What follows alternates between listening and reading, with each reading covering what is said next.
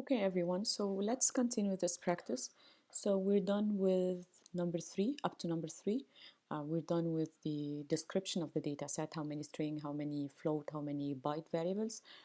In question number 4, again, I'm asking you about the correct statement, which one is the correct statement, and the question is about the correlation, right? So the correlation between two variables, the college distance and the byte test. So that means we need to have the command about the correlation, and it's an easy command. It's CORR for the correlation, and then you write the name of the variables as they appear on Stata. So as you can see here, here's the names of the different variables that we have. So make sure that you're writing exactly the names as they appear on the abbreviations of each of these variables, right? So when you type CORR and then the two names of the variables, then you can basically get the answer right away. So we have this number, and this number is simply the correlation between the byte test variable and the distance variable. And as you can see, it's a negative, which means that as the score in the byte test increases, the distance decreases. So there is a negative relationship between the two. The correlation is negative.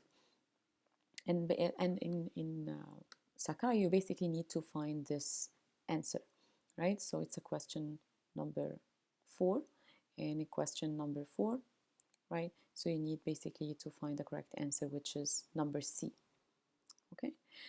And we can always have the feedback on. You're still working, I mean, like you're still learning, so you can have the feedback on. The next question, which is question number 5.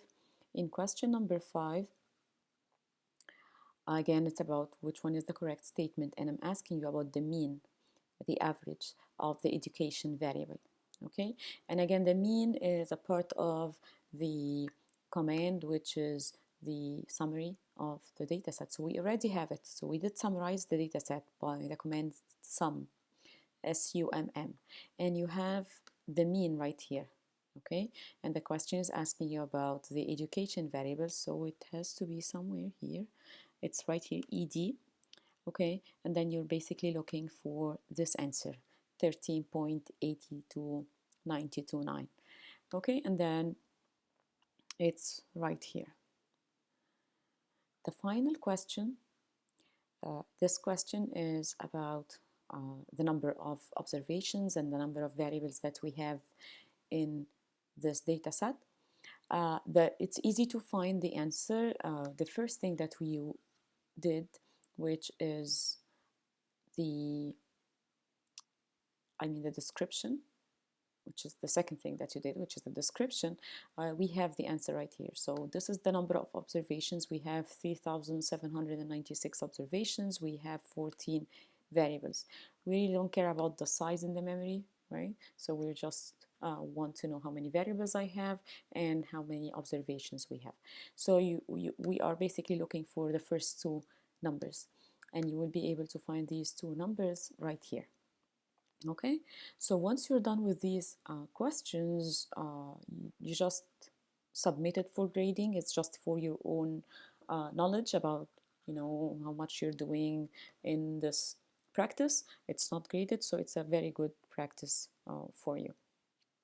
Okay, all right, everyone. So I'll keep posting videos about the different Stata practice.